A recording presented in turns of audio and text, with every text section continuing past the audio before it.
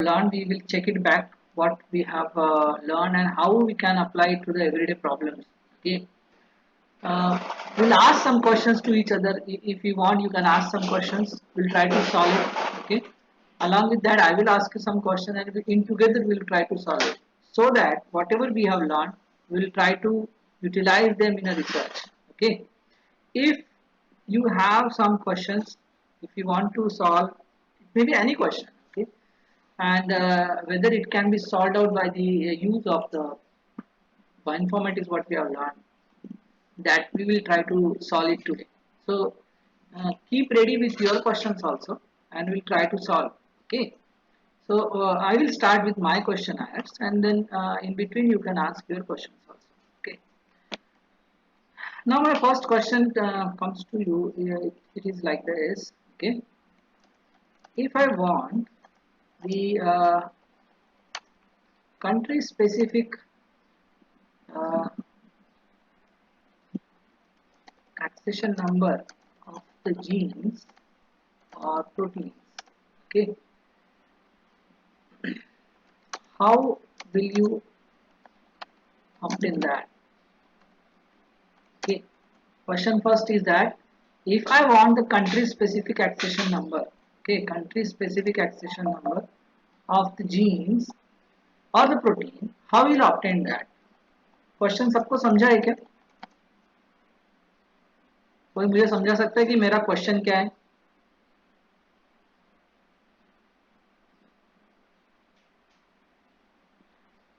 Country specific accession number means what? Means अगर आप कोई प्रोटीन या जीन ले रहे हो वो उसी कंट्री से ओरिजिन होना चाहिए उस एंट्री का, तो वो कैसे ऑब्टेन कर सकते, कहां से ऑब्टेन कर सकते, कोई मुझे बताएगा?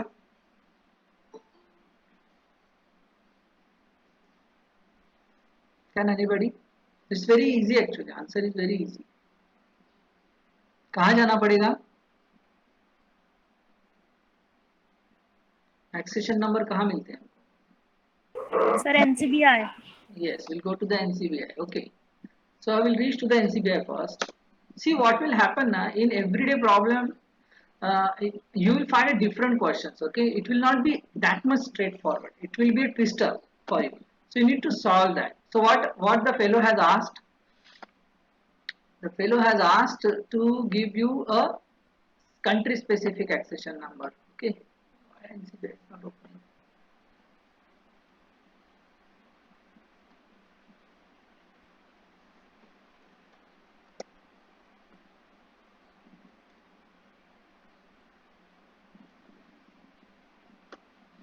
There is some problem.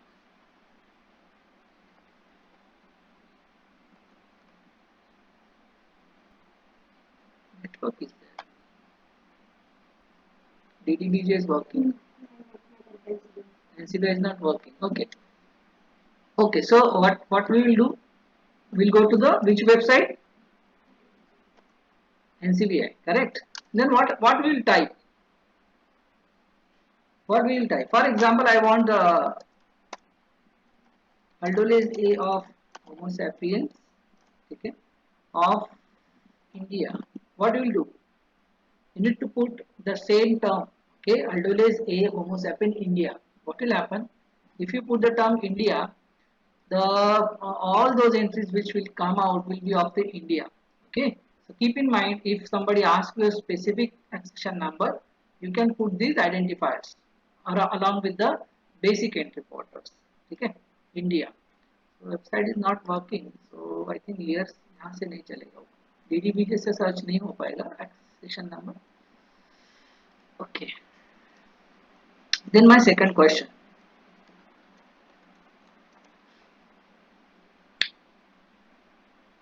If I have to identify the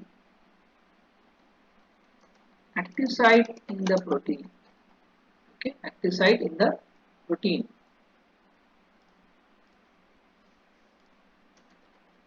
which website will give me info?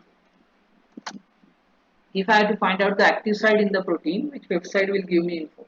कौन सी वेबसाइट है जो मुझे एक्टिव साइट बताती है?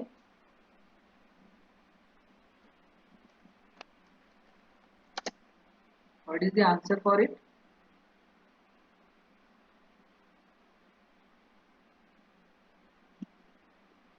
कोई मुझे बताएगा एक्टिव साइट ढूंढने के लिए कौन सा वेबसाइट यूज करते हैं?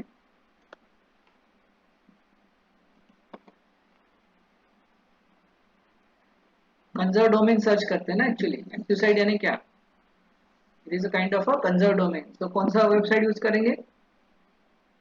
Sir CAT Pfam. हाँ कैट है, राइट है. पीफैम, देन सीडीडी ब्लास्ट है ना. ये सारे जो है ये यूज करेंगे. ठीक है. Then next question is like that, how to search the protein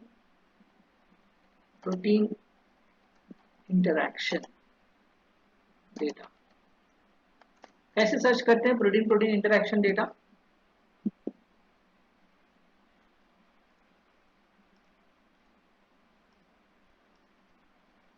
कौन सी वेबसाइट?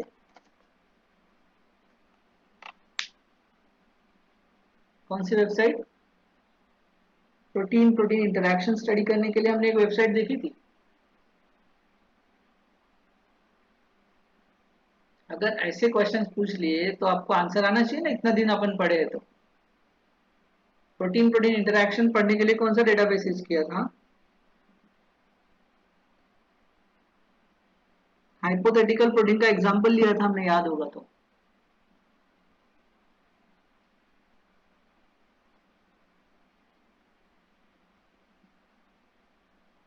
बहुत आसान है.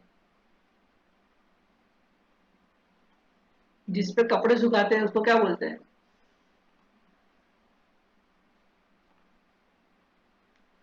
String data.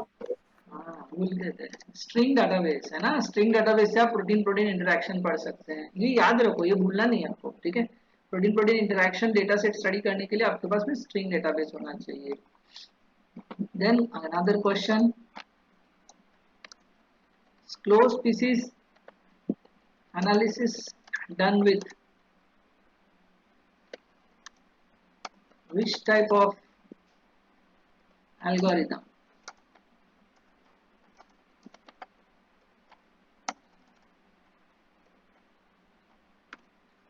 Close species analysis करनी है हमको,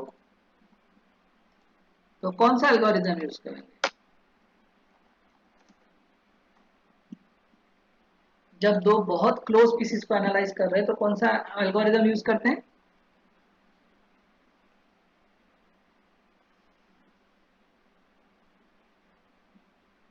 बताइए. पढ़ा था हमने.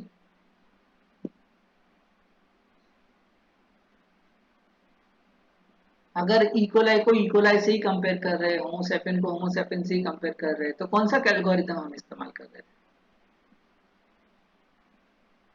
सर पैम. थे? यस पैम. फुल फॉर्म बता सकते हो?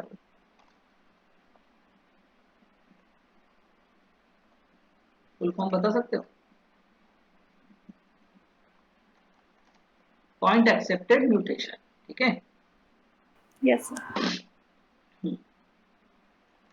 If I have the protein sequence, okay, and wanted to convert it into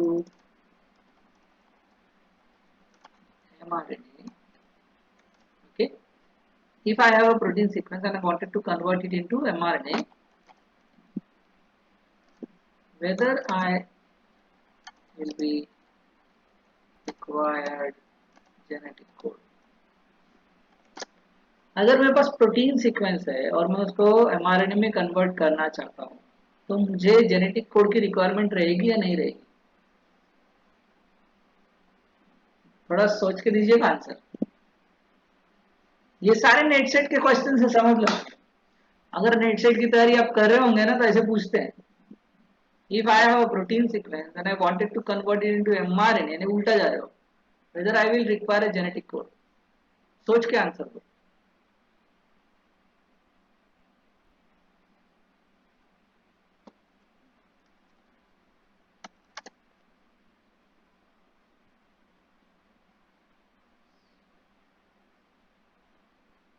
लगेगा या नहीं लगेगा?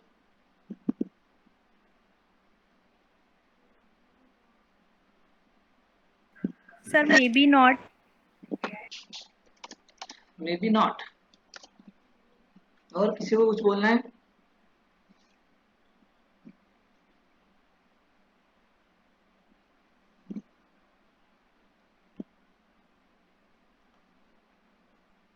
और किसी को कुछ बोलना है?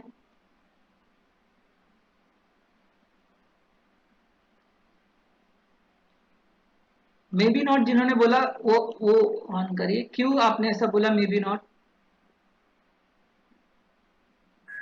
सर इसके लिए टी ब्लास्ट एन लगेगा, लेकिन शायद उसमें तो कंफर्म नहीं है। ट्रांसलेटेड न्यूक्लियोटाइड ब्लास्ट है ना वो। टी ब्लास्ट 10 क्या है? Translated nucleotide. Translated nucleotide blast है वो। उसमें तो एमआरएनए रहेगा ना अपने पास में। इसमें एमआरएनए, इसमें आपको जेनेटिक कोड की रिक्वायरमेंट नहीं है। ठीक है, आपको उसकी जरूरत नहीं पड़ेगी। क्यों नहीं पड़ेगी? क्योंकि आपने उसको ऑलरेडी क्या कर लिया है, ट्रांसलेट। प्रोटीन सीक्वेंस है ना, तो प्रोटीन सीक्वेंस तो ऑलरेडी है आपके पास में। इसमें आपको जेनेटिक कोड की रिक्वायरमेंट नहीं नहीं पड़ेगी, लगेगी। वो रिवर्स आ जाएगा। ठीक है, ये बहुत ऐसे क्वेश्चंस आएंगे जो आपके लाइफ में बहुत काम की चीजें करते रहना चाहिए। ठीक है, what will you do to compare the protein with mRNA? आपको प्रोटीन को एमआरएनए से कंपेयर करना है, तो आप क्या कर सकते हो? आपके पास में दो ऑप्शंस रहेंगे, राइट? क्या क्या कर सकते हैं?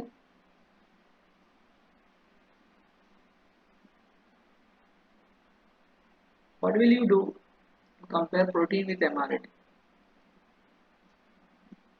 सबसे पहली स्टेप क्या करनी पड़ेगी? प्रोटीन को एमआरएनए से कंपेयर कर सकते हैं क्या?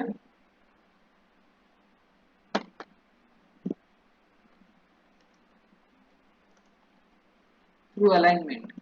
चलिए और थोड़ा आसान कर देता हूँ। थ्रू अलाइनमेंट यानी पेयर वाइज अलाइनमेंट करनी है आपको। तो क्या करना पड़ेगा?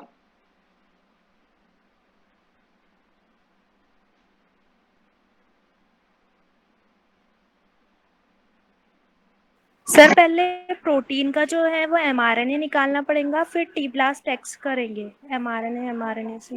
Yes, very good. या फिर उल्टा कर सकते हैं, एमआरएनए को किस में कन्वर्ट करें? प्रोटीन में। प्रोटीन में। प्रोटीन और प्रोटीन ब्लास्ट करेंगे। समझ रहे हैं ना आपको?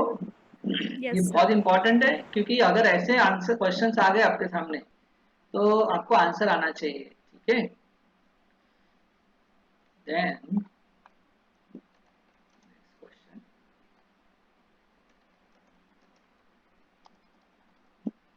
What is the utility of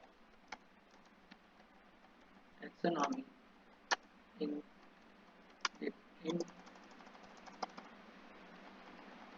translating the mRNA? What is the utility of taxonomy database in translating the mRNA? बता सकता है कोई? Taxonomy sir translation table.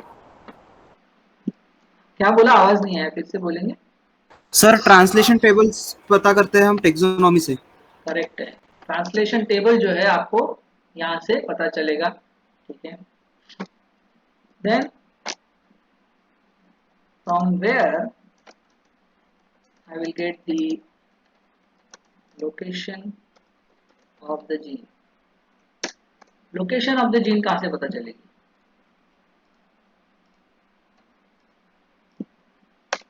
किसी भी जीन की एग्जैक्ट जीनोमिक लोकेशन कहाँ से पता चलती है?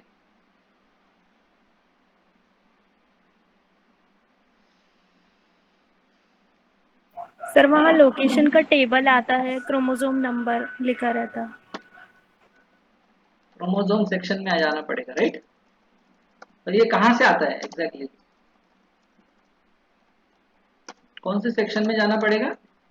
जीन डेटाबेस में जाना पड़ेगा, राइट, समझ रहे हैं, जीन डेटाबेस में आपको मिलेगा, ठीक है। Along with that gene bank info में भी मिलती है आपको, राइट, जेन बैंक में भी आपको वो मिल जाएगा। देन अभी आपको किसी और को कुछ क्वेश्चन पूछना है, कोई भी सिली क्वेश्चन भी होगा तो भी मजा आएगा, अगर किसी को पूछना है तो पूछिए।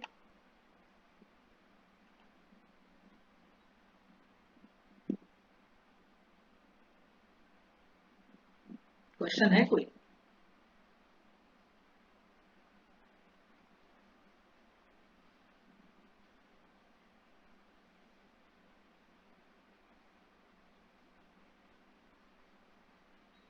नहीं है कोई क्वेश्चन?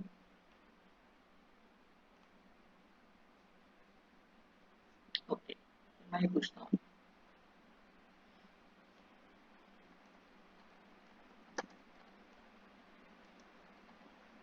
मेटाबॉलिक पाथवे डेटाबेस कौन सा है?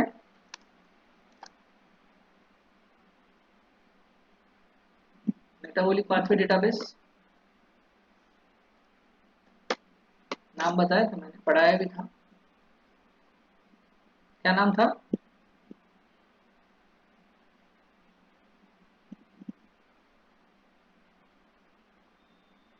मेटाबॉलिक पाथवे डेटाबेस कौन सा है?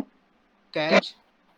यानी KEGG, Kyoto encyclopedia of genes and genome, ठीक है। Then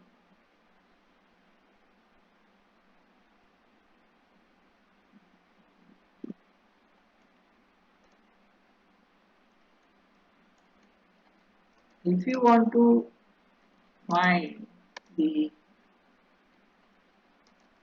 conserved domain in your protein, what exactly you are searching for, अगर आप किसी प्रोटीन के अंदर, ठीक है, कंजर्व डोमेन ढूंढना चाहते हो, ठीक है, तो एग्जैक्टली क्या आप सर्च करते हो, क्या सर्च कर रहे हो, बताएगा कोई? If you want to find the protein conserved domain in your protein, what exactly you are searching for? यानी conserved domain कैसे सर्च करते हैं, या conserved domain के अंदर क्या होता है, ये बताना है।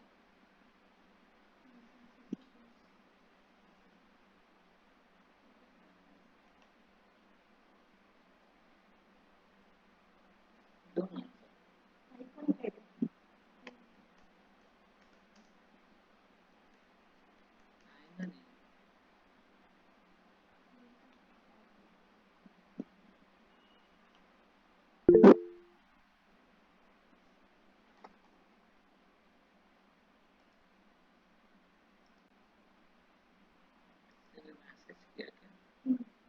Consensus sequence,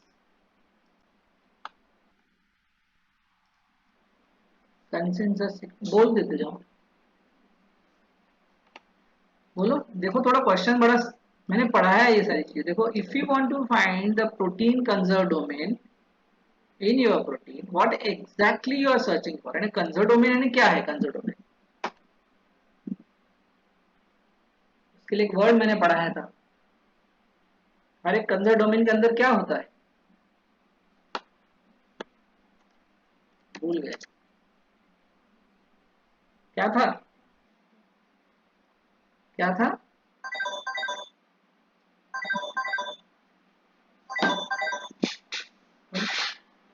पैटर्न, ठीक है, तो पैटर्न रहता है, हर एक कंजर्व डोमेन का पैटर्न रहता है, ठीक है।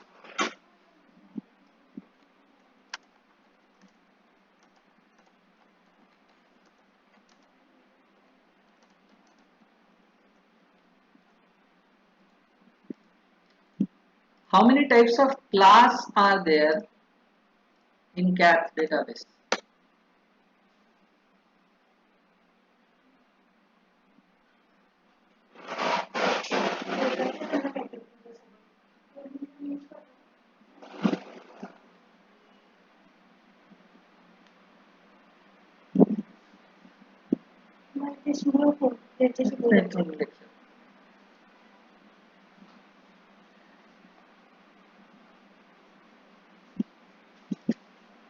परीक्षित शी बोलूंगी,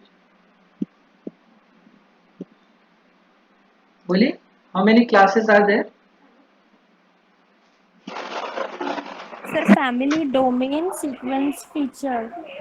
नहीं, कैथ में क्लास कितने टाइप के हैं? कैथ में था ना, क्लास, आर्किटेक्चर, टोपोलॉजी और होमोलॉजी। उसमें क्लास कितने टाइप के थे? क्लास यानी समझ रहे हैं ना, सेकेंडरी स्ट्रक्चर्स थे, सेकेंडरी स्ट्रक्चर का अरेंजमेंट कौन से टाइप का है?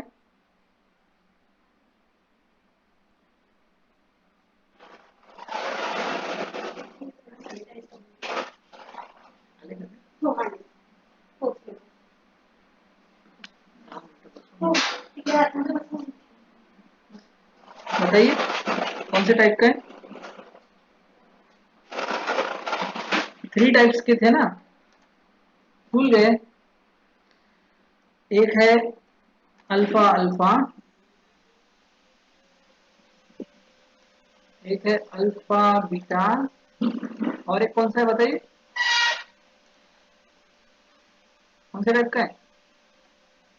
Beta beta. Correct, beta beta. ठीक है, beta beta. So there are 3 types of structures are there: alpha alpha, alpha beta and beta beta.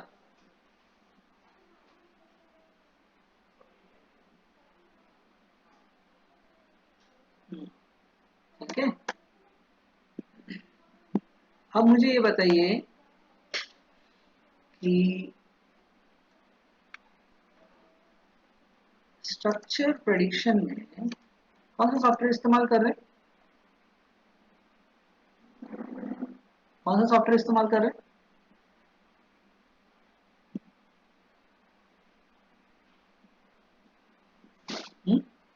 Structure prediction कौन से सॉफ्टवेयर से किया था?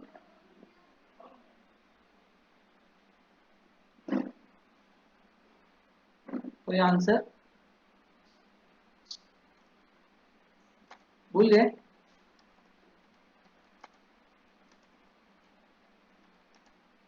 याद है ना, ये पढ़ाया था ना प्रोटीन स्ट्रक्चर प्रेडिक्शन प्रोग्राम। ठीक है, अच्छा, प्रोटीन स्ट्रक्चर प्रेडिक्शन प्रोग्राम कौन से टाइप के स्ट्रक्चर्स नहीं बनाता?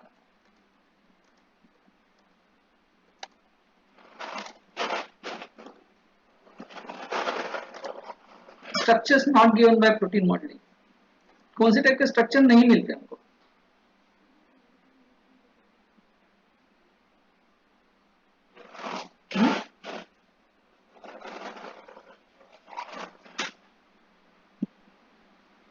कोई बताएगा?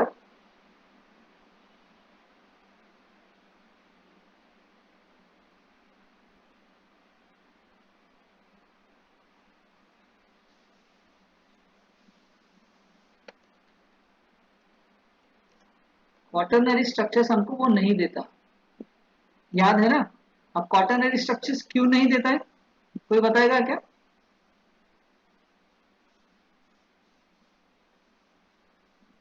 क्वाटरनरी स्ट्रक्चर्स क्यों नहीं देता है? कोई आंसर है? क्योंकि इसमें हम होमोलॉजी मॉडलिंग कर रहे हैं, राइट, यानी उसका थ्रेडिंग कर रहे हैं। जब थ्रेडिंग करते हैं तो वहां पे सिंगल पॉलीपेप्टाइड चेन कंसिडरेशन में आती है। ठीक है, सिंगल पॉलीपेप्टाइड चेन, यहाँ पे कभी भी एक से ज्यादा पॉलीपेप्टाइड चेन स्ट्रक्चर फॉर्म करने के लिए इन्वॉल्व नहीं हो रही है, राइट, इसलिए वो होमोलॉजी मॉडलिंग में आपको कभी भी क्वाटरनरी स्ट्रक्चर ऑफ प्रोटीन नहीं मिलेगा। I always give you a single tertiary structure. Clear, ये हमेशा याद रखिए, ये बहुत इंपॉर्टेंट है। ठीक है, ओके, ये क्वेश्चन भी है, structural quality of protein determined by whom? Protein का स्ट्रक्चरल क्वालिटी कौन डिटरमाइन करता है?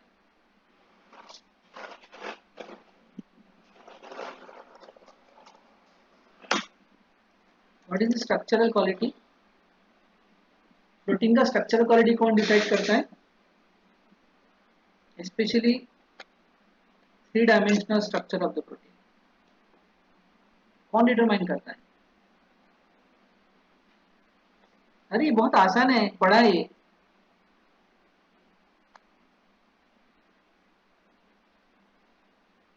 बताइए, अगर आपको आता होगा तो बताओ। Structural quality of the three dimensional structure of the protein determined by whom?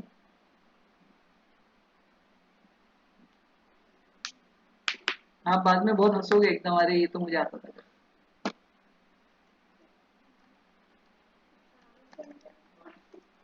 इतना तो आसान है क्वेश्चन का आंसर, इतना आसान है। थ्री डी स्ट्रक्चर का क्वालिटी बताता है ना वो, कि किस तरह से वो बना है, अच्छा बना है, बुरा बना है, कितने आउटलायर में गए, कितने अलाउड रीजन में स्पॉटिंग यूज किया ना। तो Ramachandran plot tells us the structural quality of the protein, उसके बेसिस पे सक्सेस उसका डिटरमाइन होता है। ठीक है। RCSB PDB gives us what?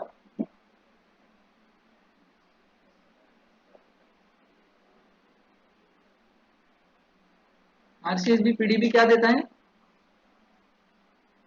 What type of information? 3D structure. Correct है, 3D structure of the protein। ठीक है, 3D structure of the protein you can get it from the RCSB PDB। ठीक है। Three dimensional structure determine कौन से method से होता है?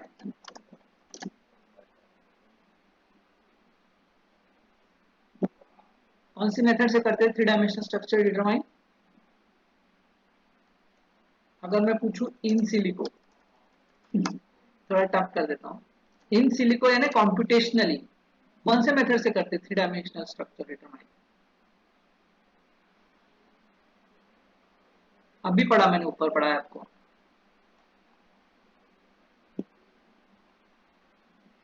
Three dimensional structure of the protein अगर आप इन सिलिको कंप्यूटर से बेस पे करना चाहते हो तो कौन सी मेथड अप्लाई करते हैं? भूल गए?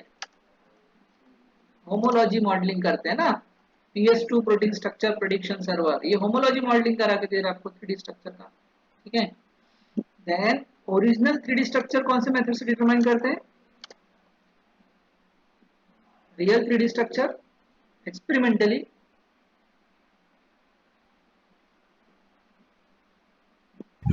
X ray and ANOVA.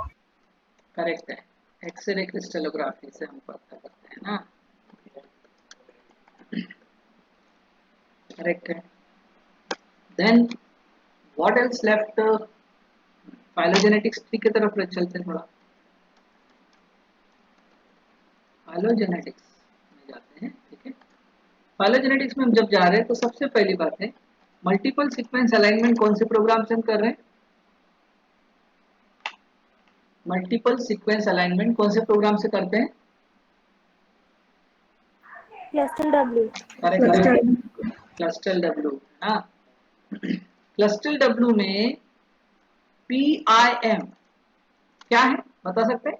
Clustal W में PIM का टर्म क्या है? मुश्किल क्वेश्चन पूछ लिया मैंने, अगर आंसर दे सकते हो तो अच्छी बात है।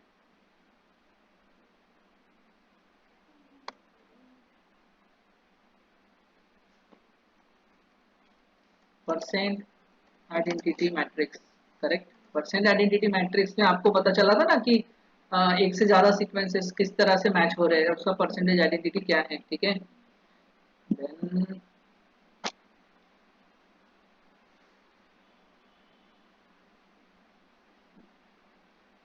if somebody wants to ask some questions, they are welcome। है किसी को कुछ क्वेश्चन पूछना है इसके अंदर?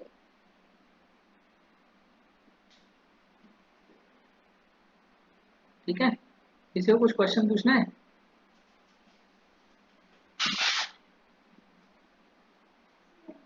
इकडे चलो।